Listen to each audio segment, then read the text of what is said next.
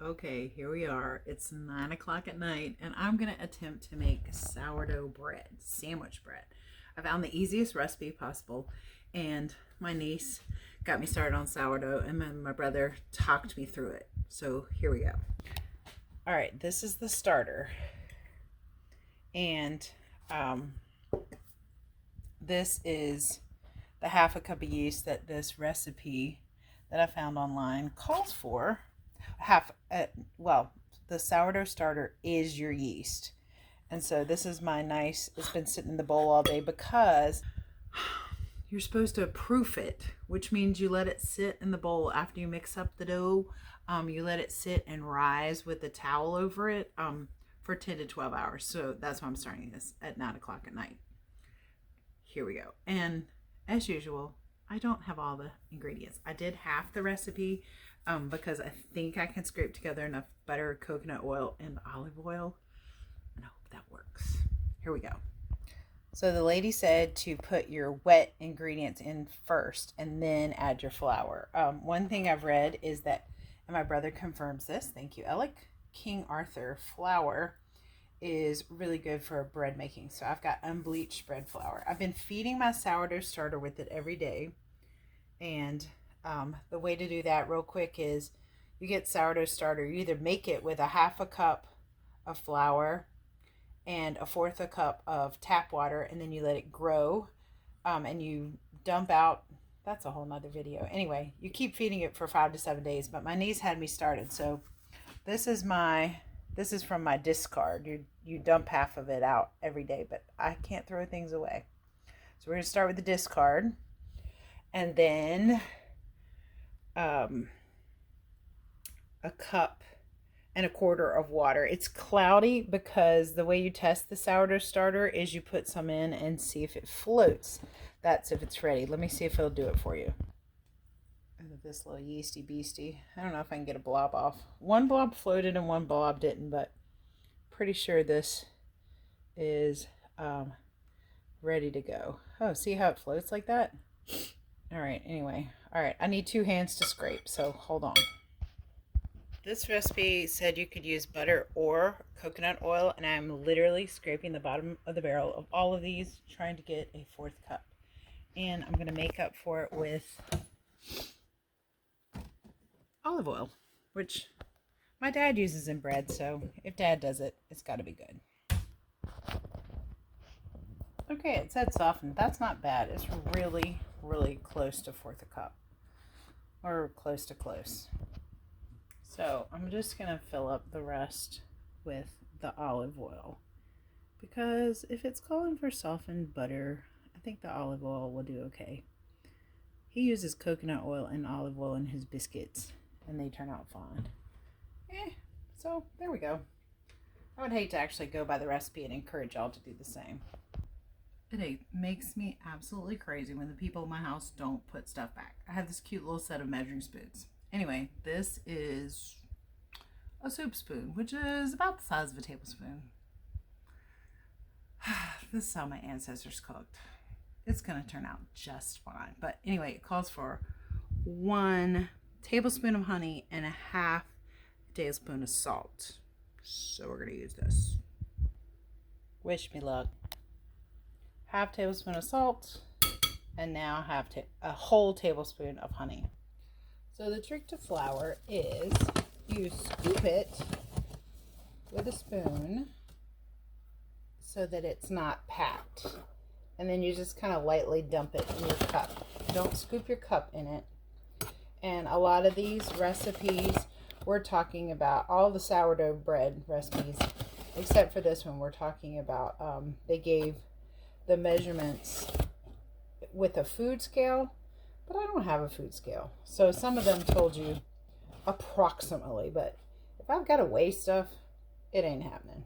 All right, so there's 1 cup kind of lightly, and then it says to level it off, in which case you would take a knife and just scrape it across. I'm just kind of making sure it's not heaping over. So we're going to put 4 cups of flour in and stir as we go.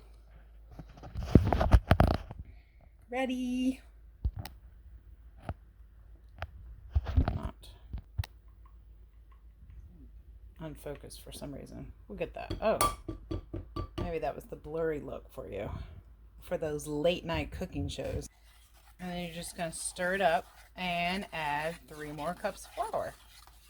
And then you're going to stir it, mix and knead until stretchy, until it pulls away from the sides of the bowl. So I'll show you, I'm going to scoop out the other 3 and then I'll show you what it looks like as we stir. All right, we've got 3 cups in and it is getting pretty stiff.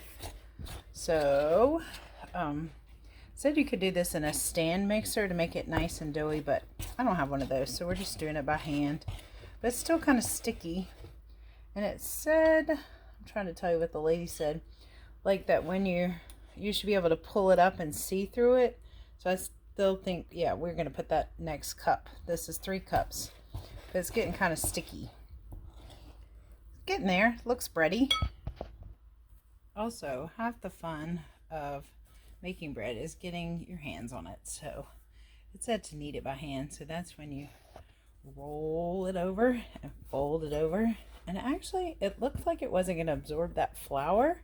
But now that I'm doing this by hand, it is. I do have quite a bit of flour left on the bottom. So I'm just going to stick that in there and fold it over.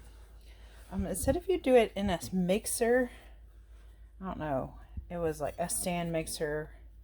It might have said 15 to 20 minutes by hand. So obviously I'm not going to show you all of that, but you know, we'll just keep mixing until all that flour's done. Mixing in, and then you're going to make it round. I'll show you in just a minute. Let me work on this a bit. Okay, so then you just have this little ball of dough and you put a dish towel over it. One lady said to wet a dish towel and wring it out and then just let it sit, and I'll just let it sit on the counter overnight. Okay, maybe I'll clean up a little bit so it won't be so messy in the morning. I thought about making this the first time and then filming it the second time, but the thing is called Learning with Miss Roseberry. So if I fail, we fail together. If I learn, we'll learn together. Let's see how this looks in the morning. Okay, little guy, rest easy until morning. See you at 8 o'clock. Yes, I am greasing the pan with Nature's spatula, but I also don't have a lot of butter. And if you're a kid watching this, you should be having fun while cooking, which means using your hands.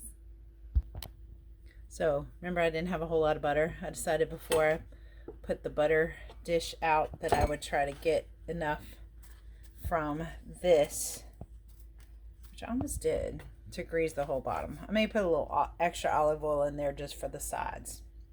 So here we are the next morning, almost before coffee, and we're gonna see what the bread did. It's been proofing, which means just sitting there and doing its thing for 10 to 12 hours. Okay, ready. All right, so it did get bigger. You have to compare it to the other pictures. So now we're gonna take it out. I'm gonna put some flour on the counter instead of flat surface, and then we're going to roll it out and then roll it up and put it in my mostly buttered pan. I may add a little olive oil to the bottom. So I'm just putting some flour on the counter, and then gonna take the bread out. It's not too sticky, and I guess I can add more flour if I need to. It almost all came out, so that was good. I'll just rub the rest of that. It kind of sticks back together, so we'll just put that in there. That's like the size of a cracker. We don't want to miss that bite. And it said just to flatten it out and then roll it up. So the way you can do this to make sure it fits in your pan is I'll have my pan right here. So I see like the length of it. The length is the long way. And I'll stretch it out a little bit. And then we're just going to roll it up and kind of pull and roll and pull and roll. We've got this nice loaf. See, it's about the same length as the pan. And this is the seam side where it's not stuck together. And I think that's greased enough, but we're going to add a little extra olive oil. Just a smidge, just in case. Really stink if it's stuck to the bottom of the pan. All right, so I'm just going to roll that around. It was nice and greasy, and I'll get the sides a little bit. That was where the butter was missing. And I'm just going to use my finger down in there too, just to make sure that it's all greased on the sides. Now, this pan is kind of small, but it's supposed to double in size, so I'm going to go ahead and cover it up after I put it in the pan. So here's my little loaf. It's in the pan. I'll show you what it looks like from this angle. All right, I mean, it looks like bread. And now I'm going to cover it up. I'm going to drink my coffee, and in 2 to 4 hours, it's supposed to double in size. Okay, I'm a little impatient, so I turned on the oven to the lowest setting and then turned it right back off to see if I could get the bread to rise. And it is a little bit above the bread pan. I don't know if that's doubled in size yet, so I'm going to give it like 30 more minutes. I really am dying to taste it. I don't know if the loaf has doubled in size, but it is above the pan. It was below the pan, so that seems like double to me. And my brother kept reminding me that sourdough starter and making bread was around before science. So, you know, just go for it. And if it's not good, then I'll just think what I did differently from the recipe, and then I'll try to do it according to the recipe next time, just for you. So here we go. The oven is set for 375, although mine is set for 350 because my oven is 25 degrees hotter. But anyway, so your oven should be set for 375, and I'm going to double check the recipe and bake it for 45 minutes. I cannot wait. I cannot wait. All right, here we go. Here's our little loaf, and it's going in, and I'll set the timer, putting it in the middle. I feel like I'm sending my baby off to college. And I'll set the timer on my ancient stove to, let's see, 45 minutes. Guess we'll go walk the dogs. This bread looks beautiful and it smells good, but here's the problem. Look at it, and we're only 25 minutes in. So I turned the oven down a little bit to about 350, and I'm going to check it in 10 minutes because I don't want to overcook it. It looks so pretty. Are you ready for this? It's so pretty. I hope it tastes as good as it looks. This is pretty solid. She said to let it sit for a little bit, so we'll do a taste test in a minute. Oof. All right, she said to let it cool, but I can't wait anymore, so we're going to try to cut this. And since I don't have a tripod, maybe I should put it down and show you, but I find that it's best to have a serrated knife. I sharpened this one too, so here we go. Look at this. Ooh, it's still steamy. Do you see that steam? Oh, I'm so excited. All right. This was, my parents used to make bread all the time, and I really like fresh bread with butter and honey, but I'm out of butter, so I'm going to just try it.